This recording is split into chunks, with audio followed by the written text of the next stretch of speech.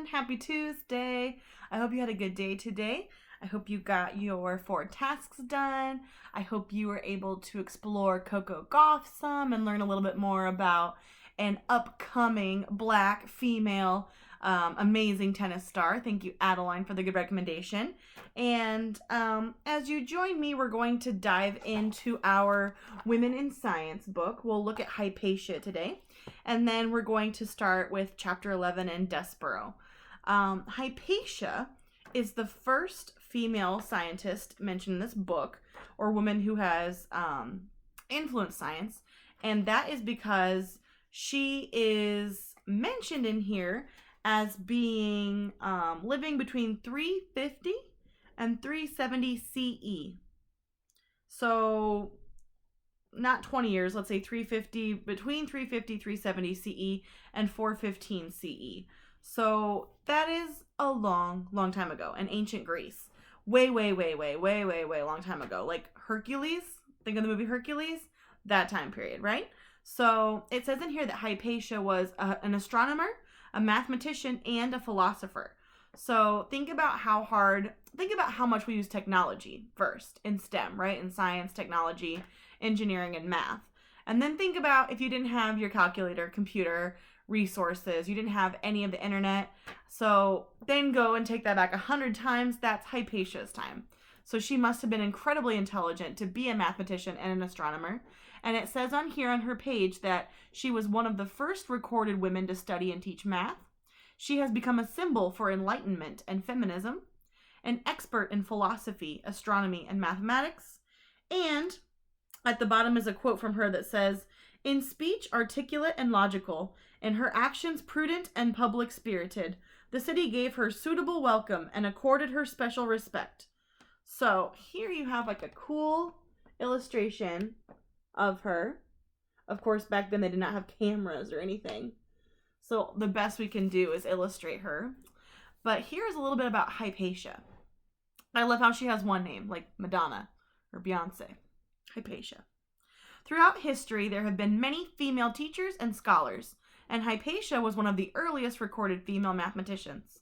Her accomplishments in life inspired many, but her death turned her into a legend. Scholars have narrowed down Hypatia's birth to sometime between 350 and 370 CE in Alexandria, Egypt. Her father, Theon, was a well-known scholar.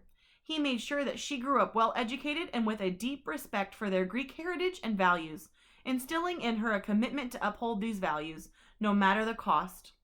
The city of Alexandria, known for its great library, was seen as a place of learning, but it was also a place where religious tensions between pagans, Jews, and Christians would turn violent.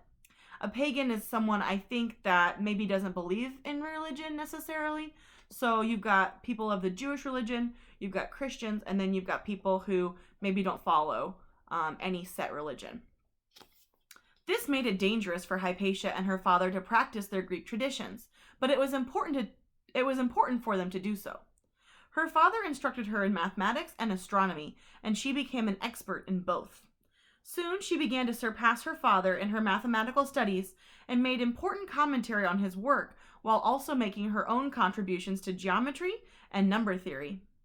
Along with her scientific work, Hypatia was an expert in Platonic philosophy. She became one of Alexandria's first female teachers. People traveled from faraway lands to hear her speak. She taught Neoplatonic philosophy, and her male students gave her respect and loyalty. But this would soon come to an end. Eventually, her pagan teachings made her a target. So the fact that they did not include religion in them, the brewing religious tensions in the area turned violent. She was killed around 415 CE by a mob of extremist Christians. Although her death was a tragedy, her life has become a symbol for education in the face of ignorance. We now remember Hypatia as a source of light and knowledge.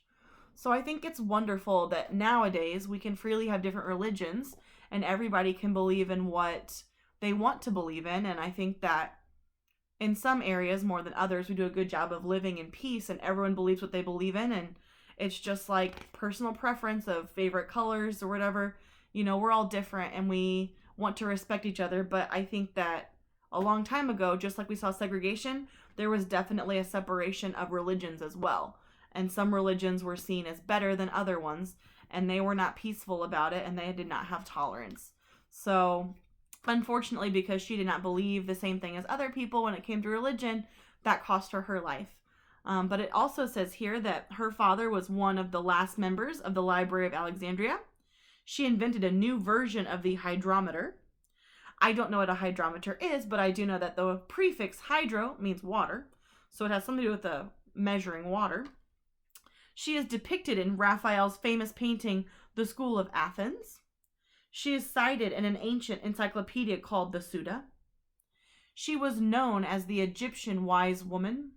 What a cool nickname. The Library of Alexandria endured wars and revolts, and it was destroyed in 391 CE when the Roman Empire outlawed paganism. She worked with her father on theories about the solar system, and she made public speeches about Plato and Aristotle. So, bravo, Hypatia. Thank you for leading the way in science and math for women. And for freedom of religion. I like that too. All right, moving on to Desperaux. Are you going to join us, Binksy?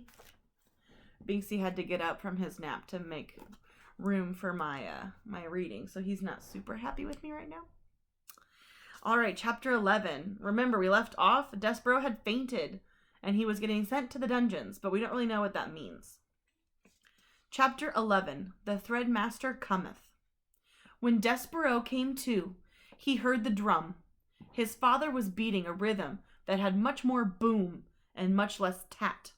Together, Lester and the drum produced an ominous sound that went something like this. Boom, boom, boom, tat. Boom, boom, boom, tat. "Make way for the thread!" cried a mouse who was pushing a wooden spool of red thread through the crowd.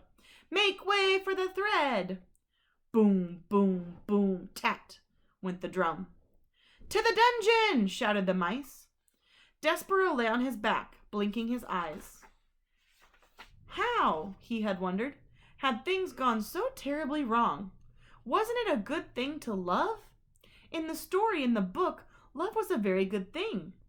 Because the knight loved the fair maiden, he was able to rescue her. They lived happily ever after. It said so in the book. They were the last words on the page. Happily ever after. Desperaux was certain that he had read exactly those words time and time again. Lying on the floor with the drum beating and the mice shouting and the threadmaster calling out, "Make way! Make way!" Desperaux had a sudden, chilling thought. Had some other mouse eaten the words that spoke the truth? Did the knight and the fair maiden really not live happily ever after? Reader, do you believe that there is such a thing as happily ever after? Or, like Desperaux, have you too begun to question the possibility of happy endings? "Happily ever after," whispered Desperaux. "Happily ever after," he said again, as the spool of thread came to a stop beside him. "The thread, the thread, the thread," murmured the mice. "Binks?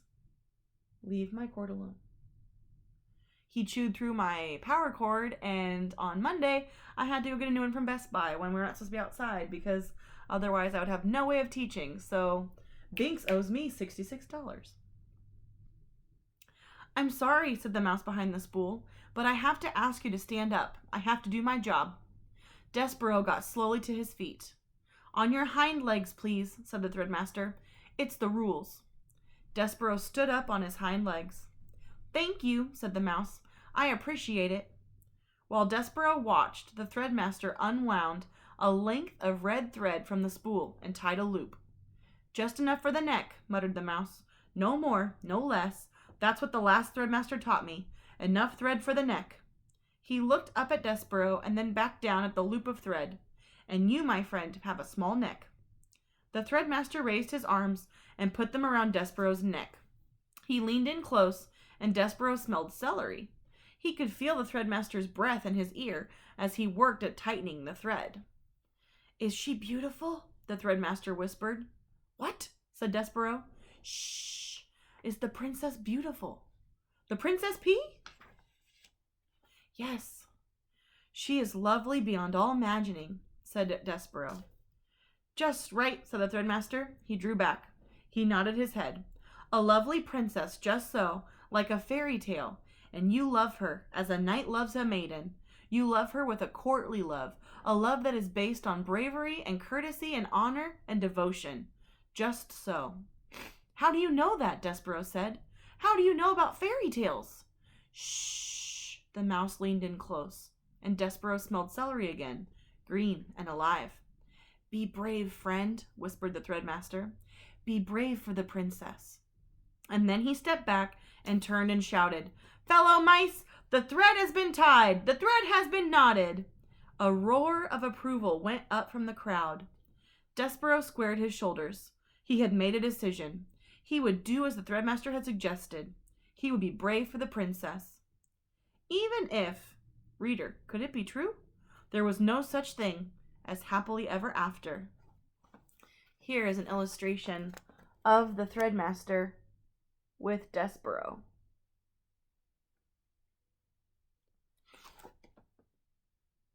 He's got like a little noose. And what's really scary, if you look on the side, is that the other mice have like hoods over their heads. It's a very scary picture.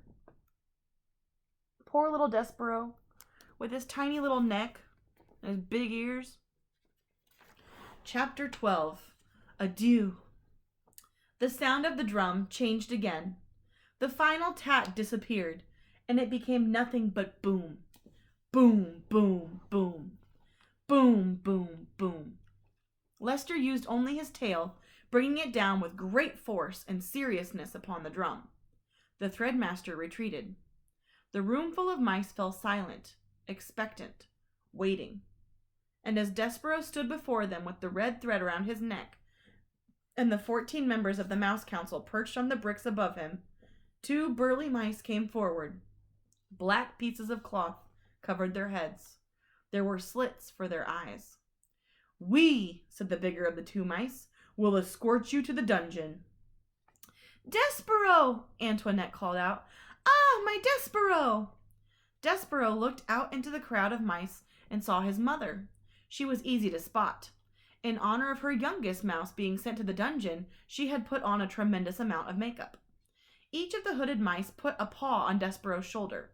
It's time, said the one on the left, the first hood. Antoinette pushed her way through the crowd. He is my son, she said. I want to have a last word with my son. Desperaux looked at his mother. He concentrated on standing before her without trembling. He concentrated on not being a disappointment. Please, said Antoinette, what will happen to him? What will happen to my baby? Ma'am, said the first hood. His voice was deep and slow. You don't want to know. I want to know, I want to know. He is my child, the child of my heart, the last of my mice babies. The hooded mice said nothing. Tell me, said Antoinette. The rats, said the first. The rats, said the second. Yes, yes, we, the rats. What of them? The rats will eat him, said the second hood. Ah, said Antoinette. Mon Dieu! At the thought of being eaten by rats, Desperaux forgot about being brave. He forgot about not being a disappointment. He felt himself heading into another faint, but his mother, who had an excellent sense of dramatic timing, beat him to it. She executed a beautiful, flawless swoon, landing right at Despereaux's feet. Now you've done it, said the first hood. It doesn't matter, said the second. Step over her. We have a job to do. Nobody's mother is going to stop us. To the dungeon. To the dungeon, repeated the first hood, but his voice, so deep and certain a moment ago, now shook a tiny bit. He put a paw on Desperaux and tugged him forward, and the 2 hoods and Desperaux stepped over Antoinette. The crowd parted. The mice began to chant, To the dungeon, to the dungeon, to the dungeon. The drumbeat continued. Boom, boom, boom. Boom, boom, boom. And Desperaux was led away. At the last moment, Antoinette came out of her faint and shouted one word to her child. And that word, reader, was adieu. Do you know what the definition of adieu is? Don't bother with your dictionary. I will tell you.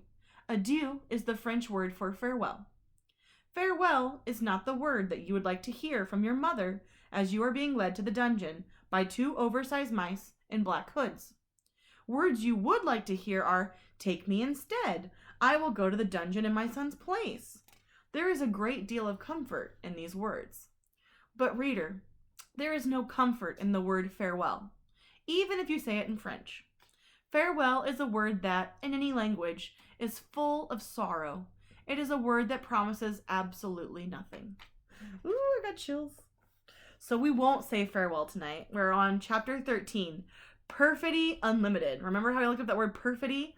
I wonder if some of you did look it up, but we're going to see perfidy again, and we'll talk about it. For now, I will not bid you adieu. I will bid you hasta mañana, and remind you that in the morning at, what time did I put down on it? I think the invitation says 9 a.m.